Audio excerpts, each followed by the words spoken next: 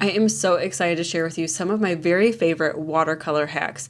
These are game-changing tips and tricks that have really helped me gain more control over my watercolor and just given me more freedom to express myself through this, frankly, a tricky medium. And I can't wait to share these tricks with you. First up, let's talk about the brushes. Now, I love my watercolor brushes, and I often reach for these Princeton Neptune brushes, but they hold a lot of water. And especially for a beginner, that can be hard to control. So sometimes I still reach for more my all-purpose acrylic brushes. The bristles are a little bit stiffer and they don't hold quite as much water, making it much easier to control and sometimes results in a more peaceful project. Tip 2 is to keep a rag or paper towel handy to dab excess water off. So whether you're doing a gentle dab or a more aggressive rub to get even more of the excess water off, you'll quickly find that having more control of the water on your brush gives you more control with your painting process. Tip number 3 also has to do with water. We're going to lighten our pigments with water and not with white if you want to maintain the hue.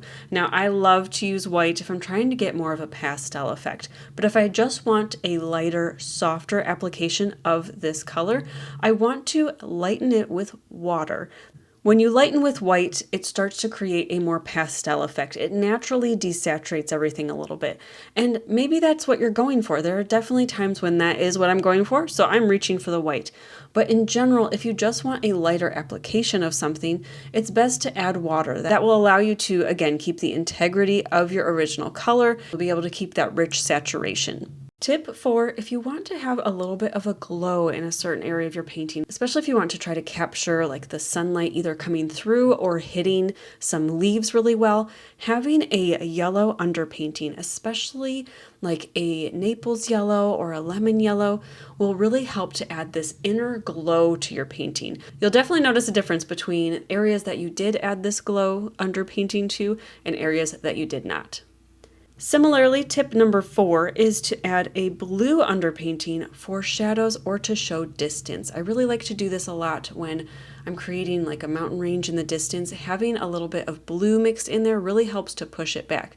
The same can be applied to your shadows. So if you're creating that underpainting, you have areas that are glowing with the yellow underpainting, having a little bit of blue on an underpainting will help to cool and cause to recede shadow areas. So it's a great way to prepare your painting before you've really even started to have a lot of that space and depth. Tip number 6 might be a little bit controversial, but I like to work with a dirty palette. I like it when my colors are bleeding into each other a little bit. I feel that it helps to create unity overall and give me a slightly more sophisticated palette. So it's a little bit less straight from the tube Crayola, a little bit more unity. And again, some of that sophistication. Just allow things to get dirty. Don't change your water quite so often.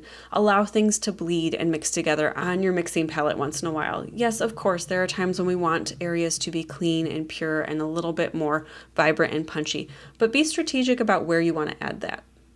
Tip number 7 has to do with watercolor resist. Now, I love resist as a tool. It can be great for just blocking areas off, really taking the stress away from the painter so that we're able to just focus on applying color without having to fuss around those little details. But that watercolor resist can destroy your brushes. Ask me how I know. But a couple of years ago, I did learn an amazing trick, a little bit of dish soap. Just go down to your kitchen and grab whatever is down there.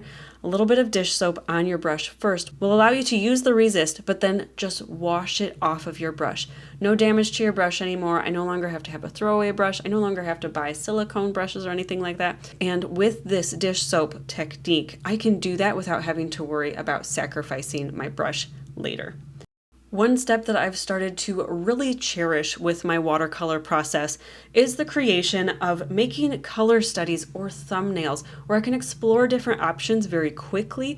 It gives me a little bit more freedom because these don't have to be perfect. They're really just kind of messy and allow me to test how the different colors are going to interact with each other. It's also given me an opportunity to test things that I wouldn't normally go for and explore different options to see what would actually work better in the end.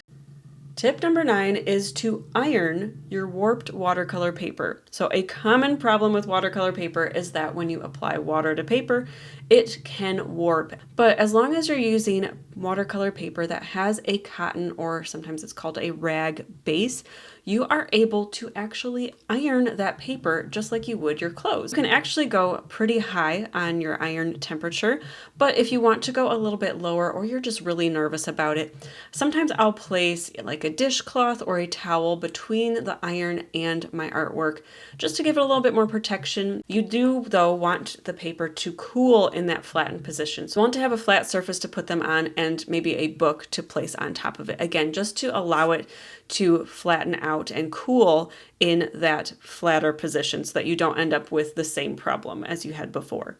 And my last 2 hacks have to do with the quality of the pigments that you're using. One of the things that I look for is the light fastness. So light fastness can be found on the paint tube itself. You really want to go with a score of like a 1 or a 2. That's where I limit myself. With the higher the number, the less light fast it is, which means that as it is exposed to light, specifically sunlight, it is more likely to fade, where a higher quality or something that is more light fast will have a lower number. So on my personal palette, everything that I have is either a 1 or a 2. I don't think I even have any 3s. Just in general, I want to make sure that the colors that I'm choosing are very high quality and that I never have to worry about my artwork changing just because it sits in the sun on my desk. And next is this little symbol. So this is new to me. This is our non-toxic symbol. This is the symbol by the ACMI, the Art and Creative Materials Institute. And when you find this symbol on your watercolors, it means that in general, it's very safe. Now, not every single watercolor has this symbol on it because some colors are just more toxic than others. That doesn't mean that if you use a certain watercolor that doesn't have this symbol, you're going to get sick. But I've just found that it's something that I want to start incorporating into my palette. My kids are in my studio a lot and I want to make sure that everything is as safe as possible for them. And those are my very favorite watercolor art hacks. If there is a watercolor hack that you think I should have included, please let me know in the comment section down below. I would love to glean from some of your experience. And if you'd like more watercolor tips and tricks or even watercolor tutorials, I have a ton of tutorials here on YouTube. I also have full courses if you're looking to take your artistic journey to the next level. If you made it this far, be sure to leave this emoji in the comment section down below, and don't forget to subscribe on your way there. I hope that you're having a wonderful, wonderful day, and until next time, happy painting.